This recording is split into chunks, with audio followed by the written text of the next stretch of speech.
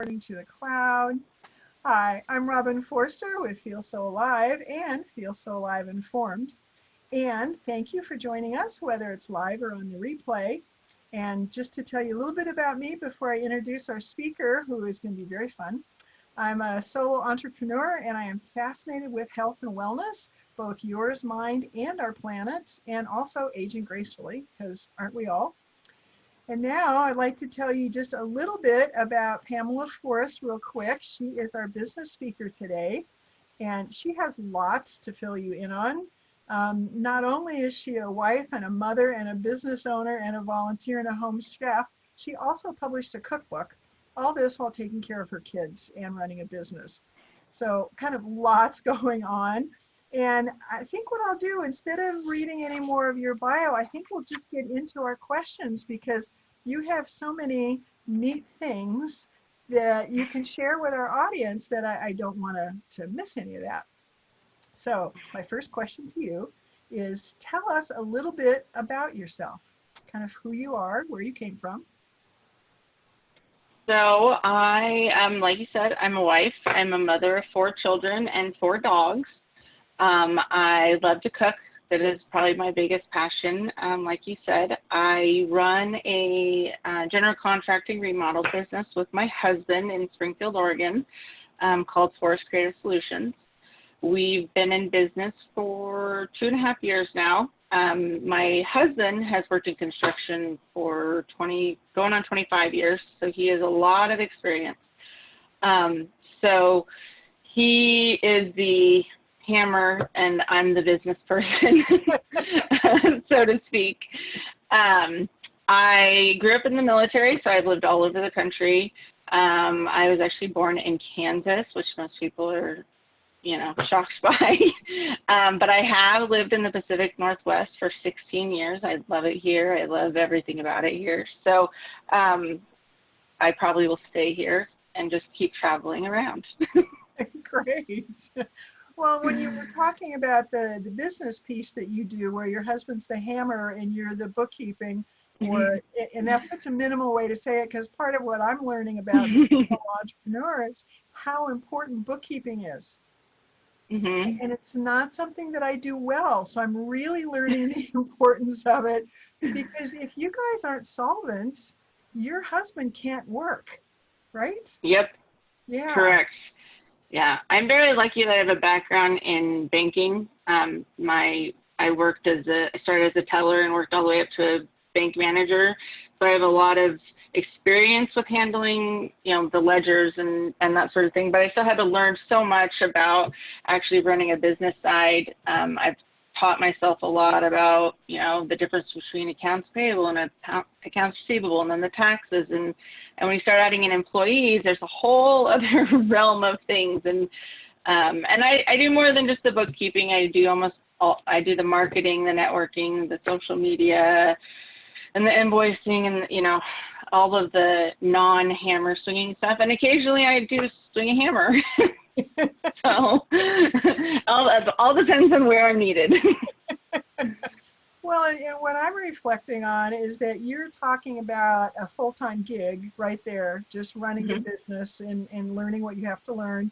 But then how many kids at home you have now, and what grades are they in? 4. We have 4. In the fall, they will be a sophomore, an 8th grader, a 7th grader, and a 4th grader. Great. And so you've been homeschooling all of these kids? Essentially. COVID? Yeah.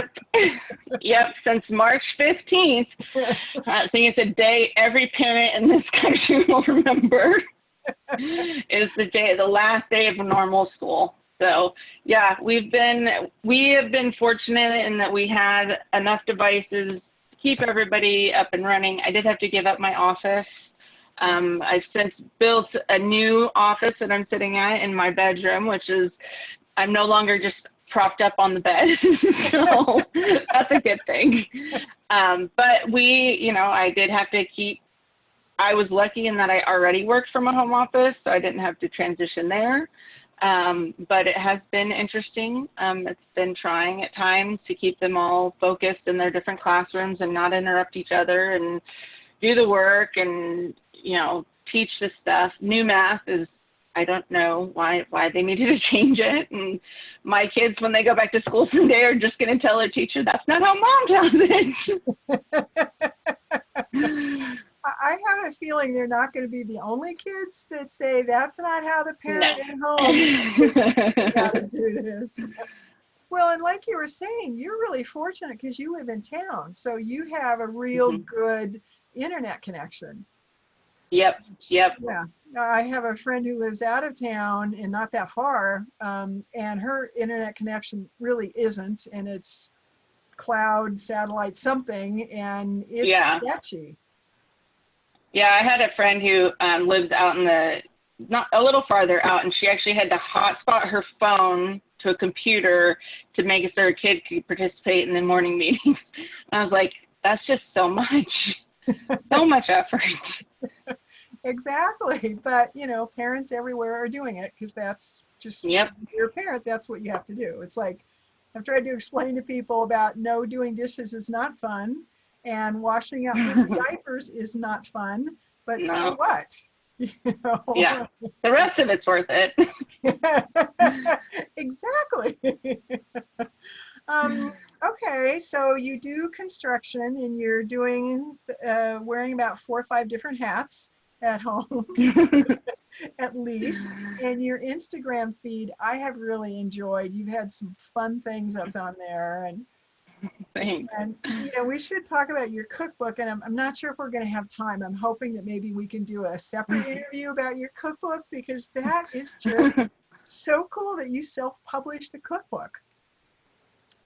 Yeah, it was a lot of work, but it was actually, I have the whole pandemic to thank for it. I had planned on it being a 2 to 3 year project, and from deciding I was going to do it to publishing was only 6 months. Wow. So, yeah, just a lot more motivation to just, you know, get it done and keep working and try to produce something positive out of it all.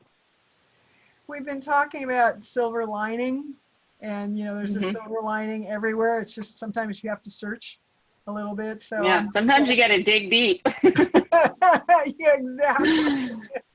I would agree. Well, what are some gifts or some tips that you can give to the world? I mean, I'm thinking, you know, parents who are doing exactly what you're doing, working, staying home, trying to ride herd on their kids, make sure no one kills anybody, you know, all those things. What are some tips and suggestions you have for folks? I think the biggest tip I have is just worry about being present and not perfect. You're never going to be perfect. They're not going to get every answer right. Every job's not going to come your way. Every meal's not going to be a success. As long as you were there and you tried and you that's what they're going to remember. They're going to remember that you, even for us with our remodeling jobs, you know, we had a couple of clients who chose to postpone their project because of health concerns, and we just, you know, kept in contact. We kept communicating with them, and as soon as they were ready, we came back and we made it work out. And you just have to keep showing up for all the things, and even if you fall flat on your face, you were still there. No, I like that. I think you're absolutely right about being present. And I remember with my kids, I was a single parent when they were little, and I remember going someplace and in our car, and it was always kind of an adventure, because it's like, will the car get there and get back all in the same trip? And not always, you know. And yep, I've been there. Yeah, it was a school night, and it's like, okay, so how are we going to figure this out? And so I think that they've kind of learned not to panic when things don't go right. It's like, okay, another new adventure. Okay. Yep. What are a couple other things that you've learned, you know, running a business and being a mom, that you think maybe someone else may not have learned, or maybe they need to hear it today, and you're going to say it in a way that they're going to hear it, where you know how sometimes someone says it, you don't get it, someone else says the same thing, and you go, yep. Oh, light bulb, you know. Yeah. I think another really important thing that I've learned is it's okay to ask questions. It's okay to admit that you don't know, and then go to somebody that may or may not know, and until you find the answers you're looking for. I mean, with like I said, my husband has 25 years construction experience. I don't, and I get questions all the time, and so I had to learn how to be okay with saying, you know what, I'm not sure. Let me find out for you. But it's also just follow the curiosities.